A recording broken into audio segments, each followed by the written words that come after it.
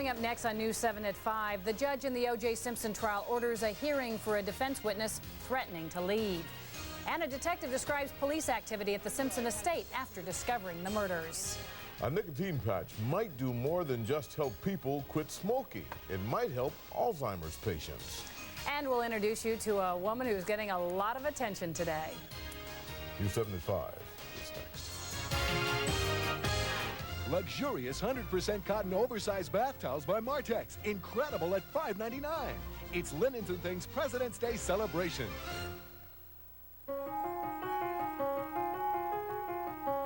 Life is a kaleidoscope, and the bits of glass in the tube produce a landscape that you didn't see 1 second before. The Humana Gold Plus plan for seniors and anyone else who is eligible for Medicare.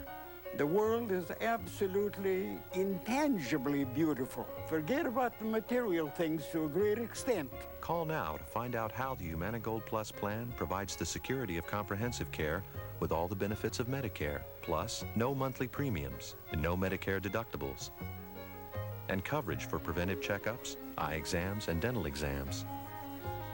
There's nothing static in life.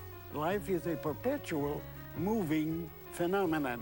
With the Humana Gold Plus plan, all this coverage could cost you less than your current health care plan. Call now for more information or to find out about the free Humana seminars currently being held in your area. Humana Gold Plus plan. Does MCI Friends and Family work for you? I found the Friends and Family program to be confusing. If the people weren't in my circle, if they weren't also using MCI, I didn't see the discount. How is AT&T better? It's easy. You can call anybody, anytime, anywhere, and not have to worry about not receiving the savings, because you're going to get the savings. With AT&T, there's no confusion. Spend $25 a month on U.S. calls, get guaranteed savings. Simple is always better. Your true voice. Now, from WJLA-TV, this is News 7 at 5. Detective Tom Lang was back on the stand today explaining why police scaled the walls of O.J. Simpson's estate the night his ex-wife and a friend were murdered. And Judge Ito ordered a possible alibi witness for O.J. Simpson to appear later this week. Good evening, everyone. I'm Paul Berry. And I'm Kathleen Matthews. Detective Tom Lang testified today that detectives went to Simpson's estate at 5 o'clock on the morning of the murders to inform him of Nicole Brown's death and also to interview him. But Lang testified that all changed when officers spotted blood on Simpson's Bronco, which was parked nearby.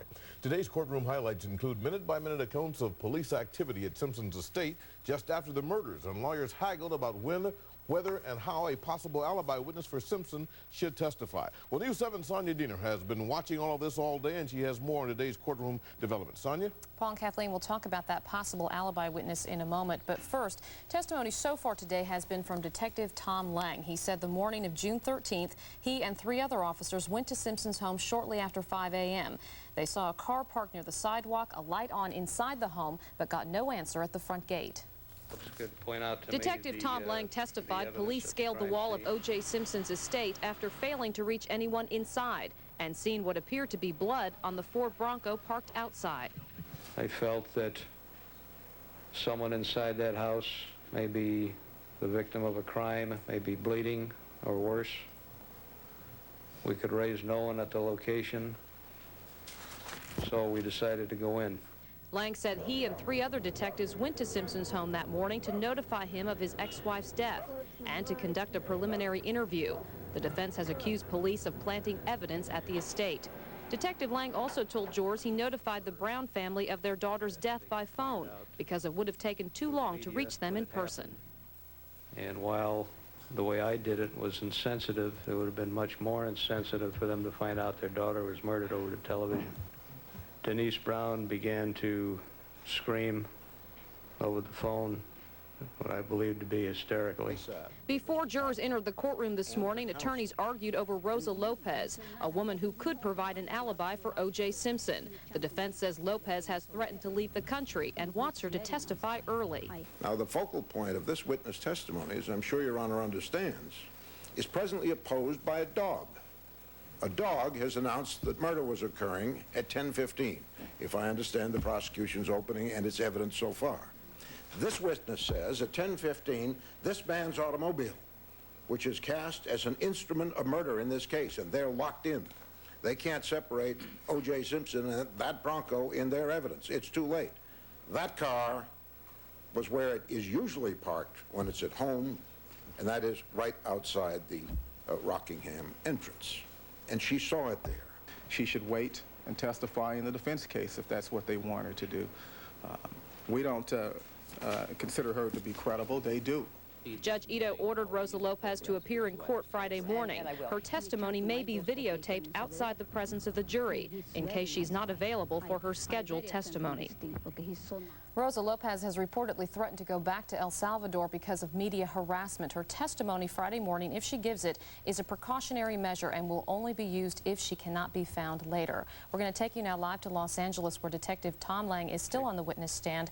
He has still yet to be cross-examined, so he could be there the rest of the day. The next witness could be Kato Kaelin, O.J. Simpson's house guest. And there is a report today that a friend of Kaelin's says Kaelin described O.J. Simpson the night of the murders as frazzled and out of breath. And that is not how Kato Kaelin described Simpson during the preliminary hearing. Kato Kaelin also reportedly told his friend that Simpson said, "Thank God you were here and can say that I was at home when this thing happened." So if Kato Kaelin takes the stand, he could be asked to clarify that. Who is this friend? This is a friend of Kato Kaelin who reportedly gave two statements to Los Angeles police July 6th and October 11th, saying what Kato Kaelin told him, what O.J. Simpson told Kato Kaelin. So to put him on the stand would be hearsay, but they can certainly, prosecutors can certainly ask Kato Kaelin to clarify that. Sure can. They probably will. Yeah. Okay, Sonia, more to come day by day. We see what happens next. Thank you very much. Sonia Diener giving us an update on this particular, very interesting, high-interest story. Well, in other news, the Supreme Court agreed today to review a law protecting gays from discrimination in housing, employment, and public accommodations. The High Court said it will consider a Colorado law limiting gay rights that never took effect. It was later struck down by state courts. But Colorado leaders contend state voters do have the right to prevent homosexuals from being given what they call preferred legal status.